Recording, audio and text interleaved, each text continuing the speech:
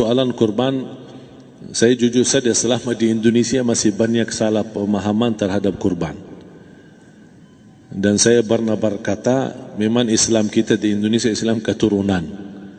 Ya, jadi asal tahu saja ya. Ya, tapi dari segi belajaran, mohon maaf ya, kita terlalu jauh terhadap pemahaman. Yang saya maksud, kita melaksanakan sesuatu tapi kita sudah belajar, sudah tahu, bukan hanya asal saya dengar, saya lihat, saya bukan sebatas itu, tapi kita punya dasarnya. Dan ini kelemahan kita, di antaranya kurban. Saya pernah mendengar, bukan malah sering mendengar soal kurban dihitungkan beroran. Jadi keluarga suami istri sama 5 anak berarti jumlah 7, wajib sapi. Kalau kurang daripada itu, atau misal suami istri tidak mampu, boleh ini tahun kurban kambing atas nama suami, tahun depan atas nama istrinya. Ini hal keliru sebenarnya. Yang dihitungkan soal kurban beda sama akikah dan beda sama zakat fitrah. Zakat fitrah sama akikah terhitung beroran. Akikah laki-laki 2 kambing, perempuan 1. Kalau tidak mampu boleh. Kalau ada kembar laki sama perempuan berarti 3 kambing. Tapi kalau tidak mampu boleh 1 kambing, tidak masalah.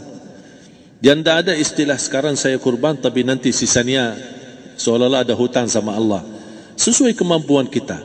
Di antaranya kurban. Kurban hitungannya berkeluarga, bukan beroran.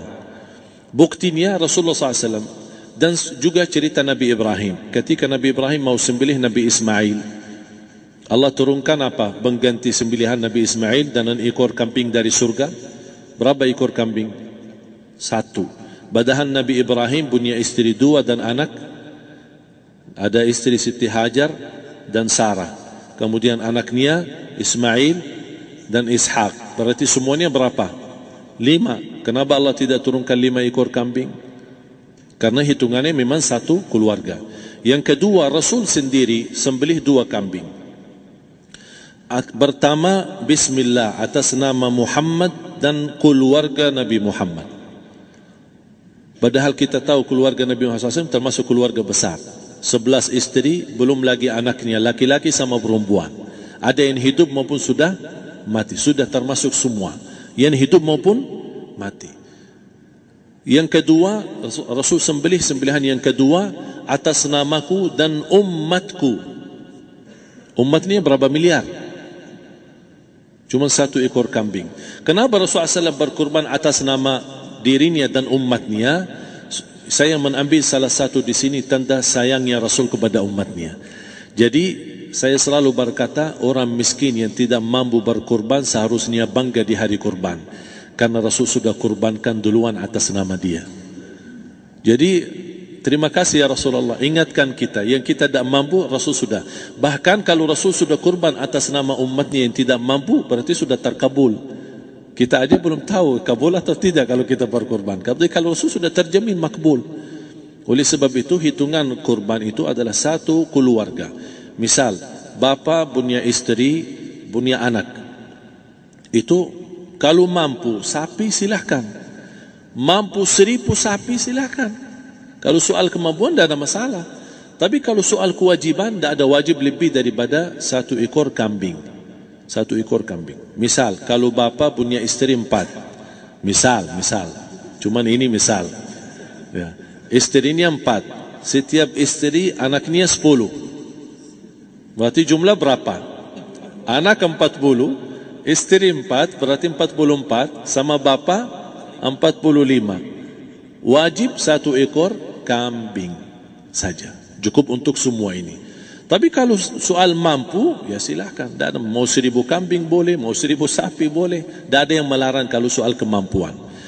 Dan kalau kita mau sembelih, Bismillah atas namaku dan keluarga. Tidak perlu bawa data-data nama keluarga. Jadi disebutkan tukang sembelihnya ada capek menunggu sambil sebutkan nama-nama. Tidak perlu. Udah Bismillah atas namaku dan keluarga. Termasuk kata atas namaku dan keluarga, termasuk orang tua yang sudah meninggal. Termasuk orang tua yang sudah, karena kita adalah hasil daripada orang tua. Itu sudah termasuk, tidak perlu kita sebutkan. Ada sebagian ulama membolehkan kalau kita mampu, mau khusus kambing atas nama orang tua, tidak masalah. Kalau kita mampu. Tapi kalau kita tidak mampu, itu sudah termasuk orang tua kita bersama keluarga besar kita. Ini salah satu kenikmatan, dan ini termasuk juga sedekah yang berguna bagi orang yang sudah meninggal di keluarga kita. Wallahu ta'ala. Dan juga masalah panitia, bisa kita mewakili. Kalau kita tidak mengerti sembelihannya dan tidak mengerti cara bagiannya. Tapi ada satu sunnah yang termasuk kehilangan sunnah ini, adalah banyak yang tidak mau makan dari hasil kurban. Padahal itu sunnah Rasul. Dari akikah boleh makan, dari kurban pun boleh makan. Bahkan sunnah SAW dibagi 3. Sepertiga pertama dihadiahkan. Maksudnya kata dihadiahkan kepada orang kaya.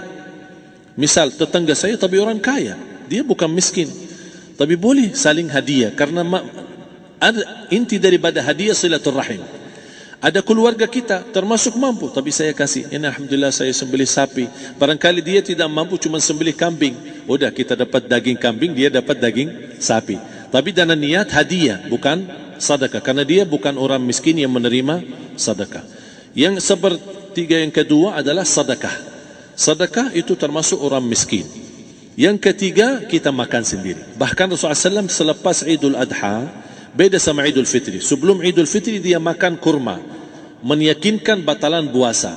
Tapi kalau Idul Adha tidak makan dan minum sebelum salat, kenapa? Bukan berarti tidak boleh. Tapi Rasulullah SAW ingin pertama pembukaannya, buka sarapannya atau makan di pagi harinya selepas Idul Adha adalah dari hasil sembelihan kambing itu atau dari kurban. Jadi kita sebagian sedikit. Tapi kalau kita merasa alhamdulillah rezeki saya banyak di rumah, alhamdulillah banyak ada makanan, mau sedekahin semuanya, semua mau sedekahin, tidak masalah. Tapi yang saya maksud, kenapa tidak kita sekali-kali hidupkan sunnah Rasul?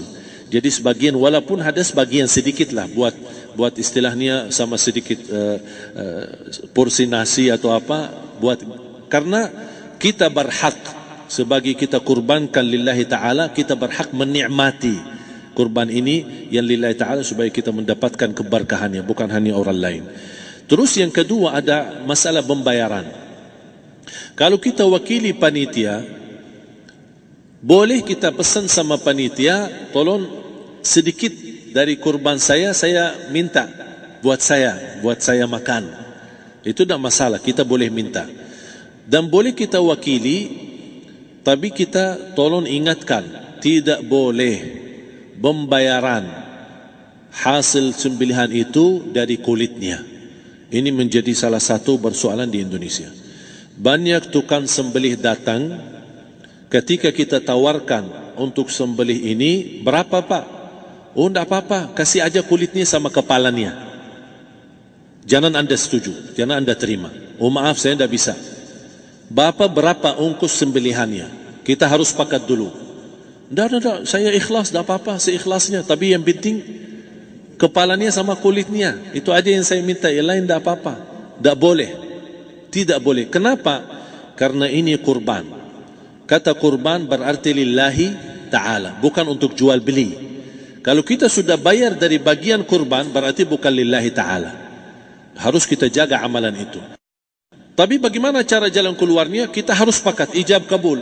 Sepakat dulu, Pak, saya udah begini, saya kasih untuk sembelihan 50.000. Bapak setuju? Ya udah setuju. Selesai kan? Sudah sembelih, sudah potong, sudah semua.